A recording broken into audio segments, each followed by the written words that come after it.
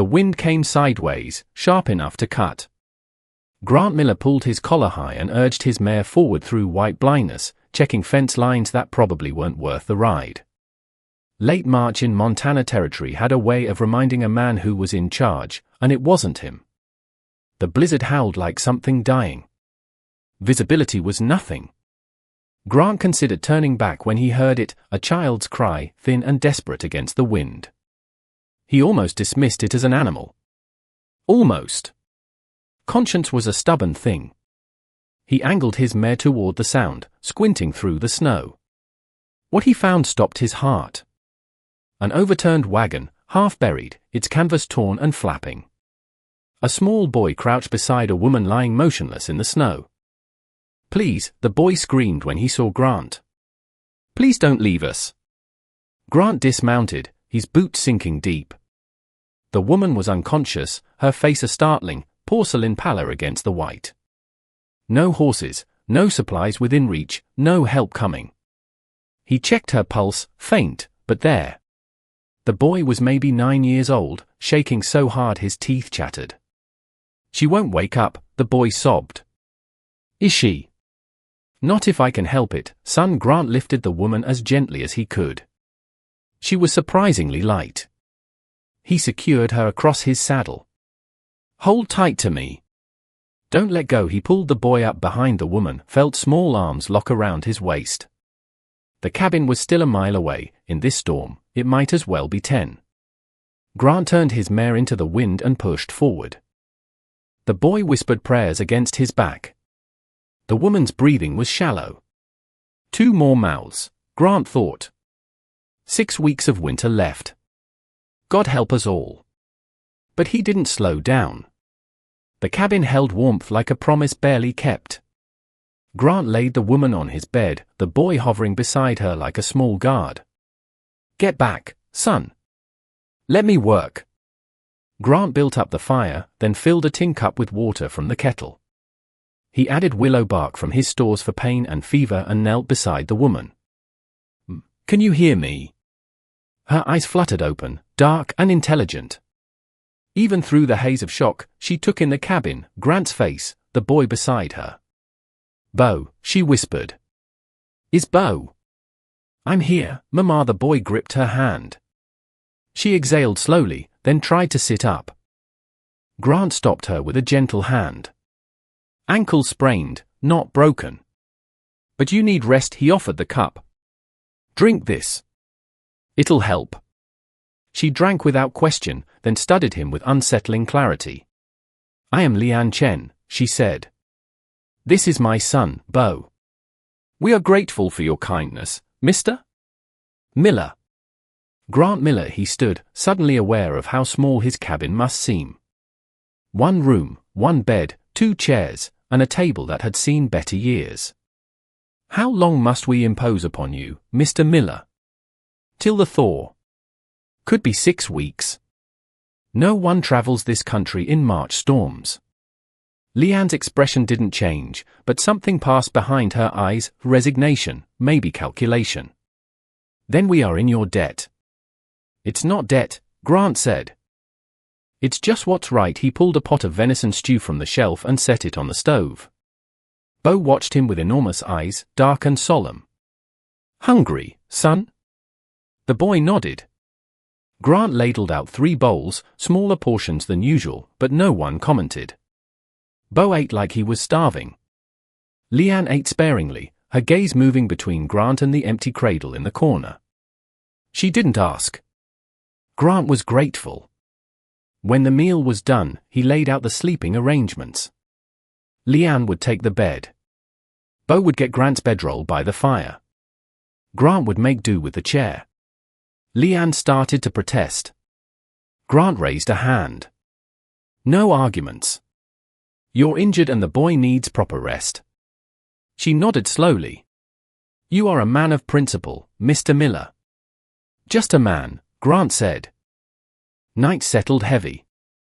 The wind rattled the shutters. Bo murmured in his sleep, restless. Lian's eyes found Grant's across the darkness. "You have lost someone," she said quietly. "I can see it." Grant looked at the fire. Most folks out here have. My husband passed 2 years ago. Her voice was steady. Some winters never thaw. Until they must, Grant said, and something in his chest loosened just slightly. The fire crackled. Outside, the storm raged on. Grant woke to the smell of coffee, real coffee, not the chicory he'd been stretching for months. Leanne moved carefully around the stove, favoring her good ankle, as if she'd always belonged there. "Morning," she said. "I hope you don't mind. I found your stores. You should be resting." "I have rested enough, and idle hands do not suit me." Bo was already awake, sitting cross-legged by the fire, staring at Grant like he was trying to solve a puzzle. "Why do you live alone?" the boy asked. "Bo," Leanne said sharply. "Manners." "It's all right." Grant poured himself coffee, buying time with a long sip. "Just the way things turned out." "And where's your family?" The question landed like a stone in still water. Grant's gaze drifted to the cradle. 3 winters ago. Mary, heavy with child. The storm trapping them miles from town. The midwife couldn't reach them. Grant had done everything he could, everything he knew. But it wasn't enough. His daughter lived for 3 hours. Mary followed her by dawn. He'd buried them under the pine tree behind the cabin. Some days he still heard Mary's voice in the wind. "Mr. Miller," Leanne's voice was gentle. Grant blinked. "Lost them. Long time ago." Bo's face crumpled with an understanding far beyond his years. "My papa died, too. Mama said he's watching from heaven." When Grant spoke, his voice was rough. "Then he's proud of how brave you are." Leanne's eyes shimmered.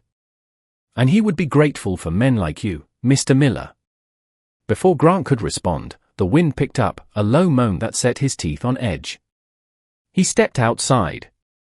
The sky was dark green at the edges. "Another storm," he called. "Bigger than the first." By noon, the blizzard was hammering the cabin like fists. Grant braced the door with timber, showing Bo how to wedge the planks tight.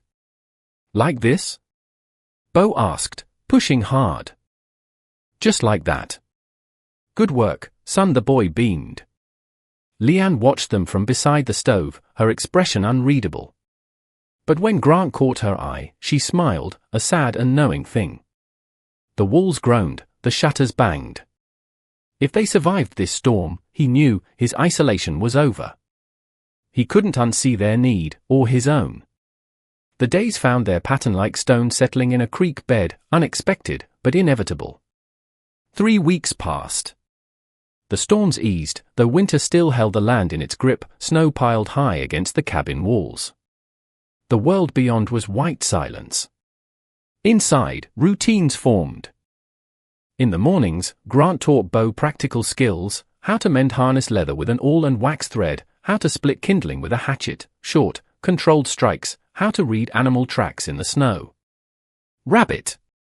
Deer. Coyote. The boy absorbed everything with fierce concentration, his small hands mimicking Grant's movements. "Why do rabbits hop in circles?" Bo asked one afternoon. "Confuses predators. Makes them harder to catch." "Are people like that, too?"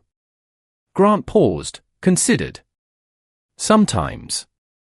When they're scared, Bo nodded solemnly, as if Grant had confirmed something he'd long suspected. In the evenings, the boy read aloud from Grant's only book, a worn Bible his mother had given him decades ago. Bo's reading was flawless, his voice clear. "You've had schooling," Grant observed. "Mama insisted on tutors," Bo said, then quieter, before she. He didn't finish. Leanne, mending Grant's coat by lamplight, glanced up but said nothing. She'd proven herself invaluable. Her stitching was finer than any Grant had seen, tiny, even stitches that made his torn sleeve look new.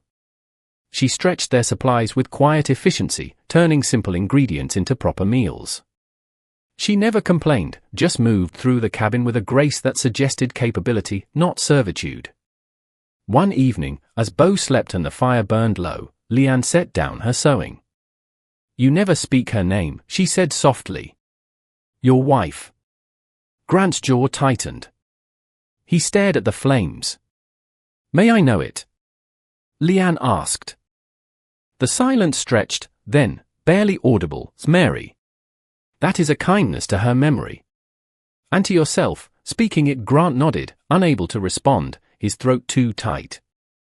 Leanne returned to her stitching, but something had shifted. A door had opened, just slightly. Later, as they prepared for bed, Leanne paused. We should leave soon. The thaw is coming. Grant hung his coat on the peg. I know. Bo asks every day if we can stay. He's a good boy. He loves you. Leanne's voice was quiet. He feels safe here. Grant turned. Leanne met his gaze, unflinching. Do you? Grant asked. Feel safe? Yes, no hesitation. Safer than I have felt in years. The words hung between them. Grant wanted to ask her to stay, wanted to beg, but fear was louder than want. Good night, Mrs. Chen, he said instead.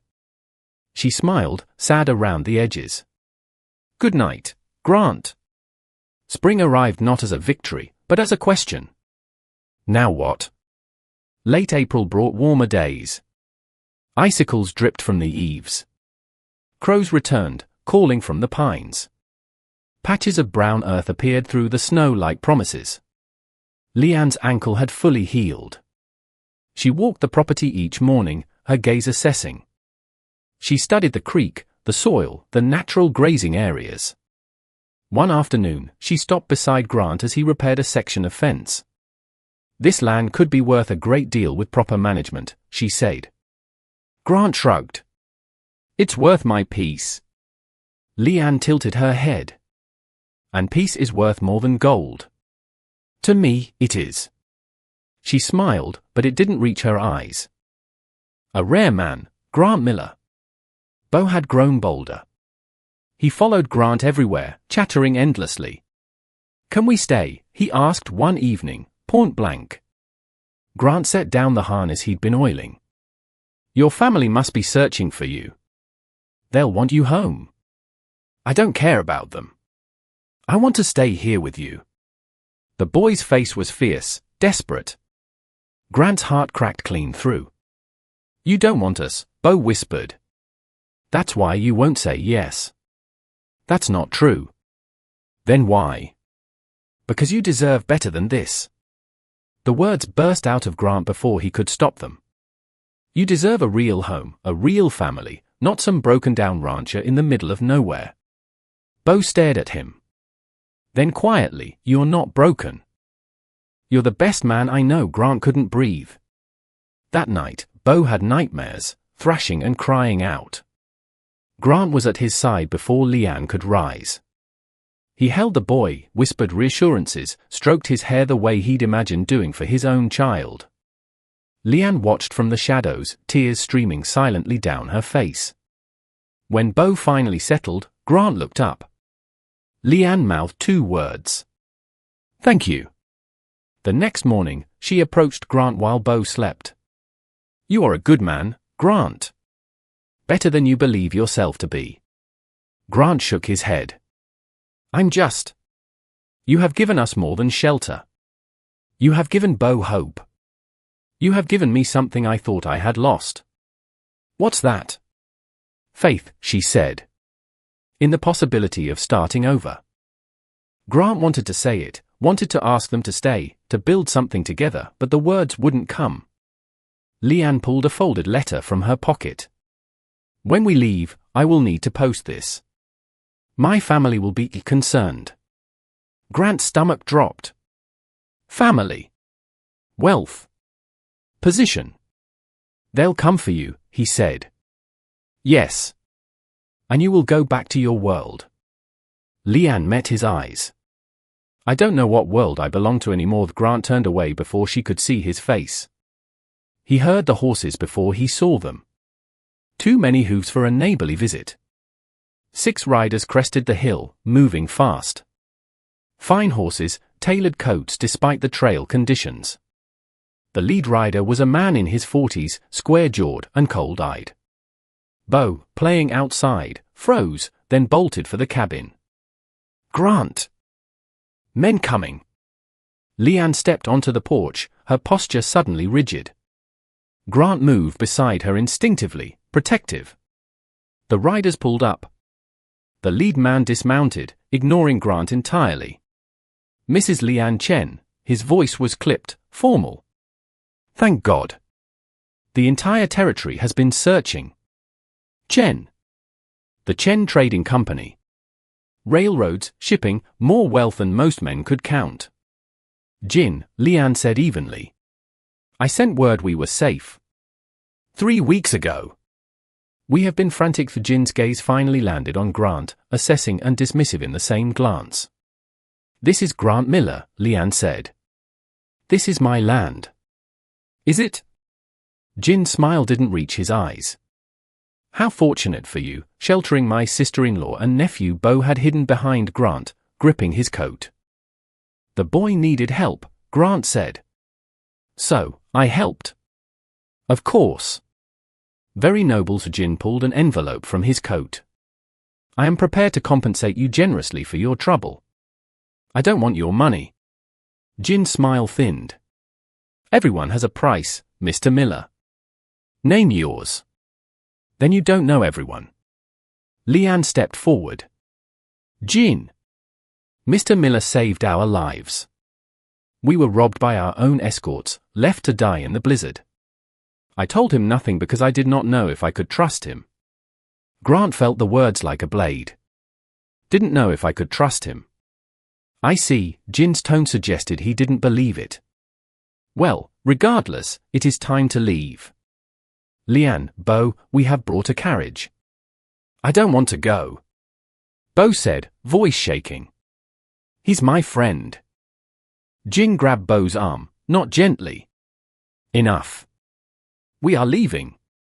"Wait," Leanne started, but Jin was already dragging Bo toward the horses. The boy looked back at Grant, tears streaming, and something in Grant's chest shattered. What right did he have to stop them? Leanne approached Grant, her eyes pleading. "Grant, I should have told you the truth. I was frightened. I didn't know." "It's fine," Grant's voice was flat. "You did what you had to." "It is not fine. You should go, Mrs. Chen. Your family is waiting." Her face crumpled, but she nodded and turned away. Grant watched them ride off. Bo twisted in the saddle, waving desperately. Grant didn't wave back. When they were gone, he walked into his cabin. It had never been louder in its silence. 2 weeks passed. Spring bloomed around Grant, but he was dying inside. He chopped firewood obsessively, ate beans from the can, punishing himself for the sin of caring, of hoping. One afternoon, he found Bo's small carved tiger behind the woodpile. He stared at it, nearly threw it into the stove, but couldn't. He sank to the floor, the wooden tiger clutched in his fist, and wept, the first tears since Mary's death, great wrenching sobs that tore out of him. When he was empty, he sat in the silence and heard Mary's voice, memory or imagination. "You saved them once, Grant. Are you brave enough to be saved?" "They lied," he said to the empty room. "They were never helpless. They were dying." "That was true. The rest doesn't matter. She didn't trust me. She barely knew you. Trust is earned. So earn it." He looked toward the corner, but the cradle wasn't there. He'd moved it to the shed weeks ago and hadn't even noticed. The cabin was changing. He was changing. "I love them," he whispered. "Not their money. Them." The words settled like truth. A thunderstorm rolled in that evening. Grant stood outside in it, face turned up, letting the rain wash over him. He walked to the pine tree where Mary and his daughter were buried. "Mary," he said to the storm. "I don't know if you can hear me, but I think you sent them. Not to replace you. No one could. But to remind me that love doesn't die just because people do. It just waits for us to be brave enough to try again." Lightning split the sky. At dawn, he saddled his mare and put the wooden tiger in his saddlebag. He was riding to the Chen estate, not for reconciliation. For truth. The Chen estate wasn't a ranch, it was a kingdom. Grant rode through the gates, his mare's hooves loud on the packed road. The main house loomed ahead, 2 stories, white painted with a wraparound porch, wealth in every plank. Grant felt microscopic, but he didn't turn back. Jin intercepted him at the corral. "You've got nerve showing up here. What do you want?" "I want to speak to Mrs. Chen. She is not receiving visitors." "Then I'll wait." "Sam!" Bo burst from the house, running full speed. He crashed into Grant with desperate force, arms locking around his waist. "You came. Grandma said you wouldn't, but I knew. I knew you would." Grant knelt, held the boy tight. "Hey, son. Miss me?"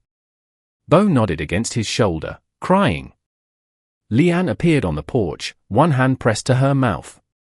She descended the steps slowly, hope and fear warring in her expression.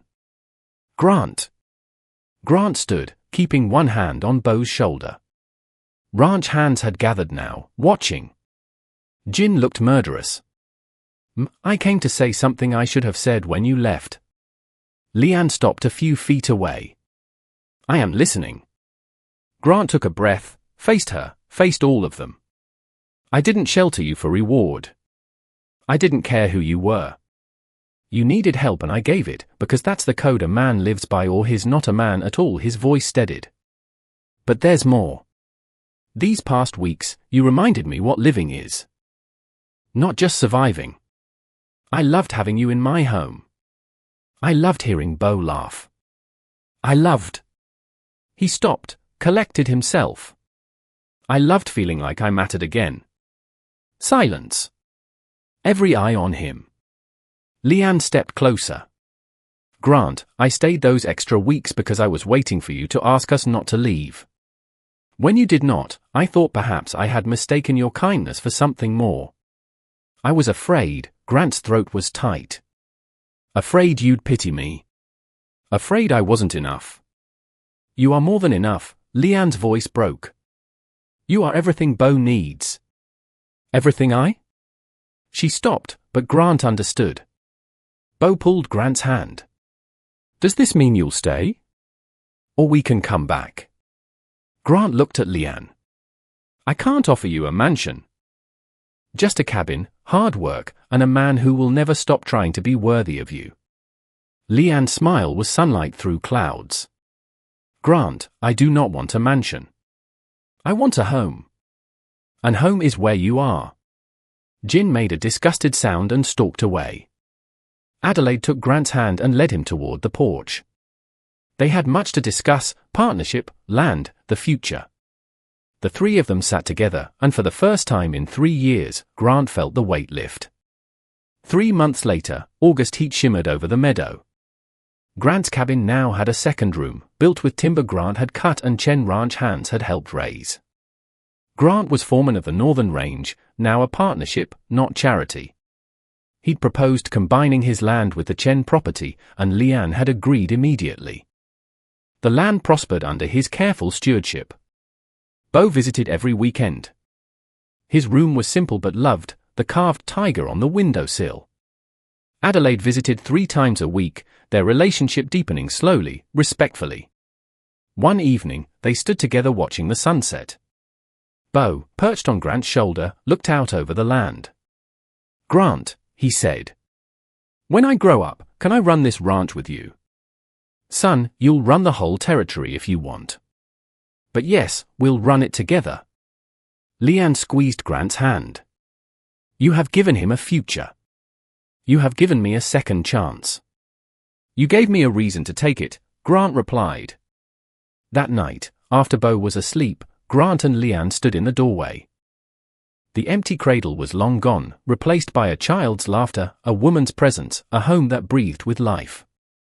"Winter tests us," Leanne said softly. Grant nodded. "Spring proves what remains." She leaned her head against his shoulder. "And summer," Grant smiled, feeling peace settle in his bones. Summer, he said, is for the living.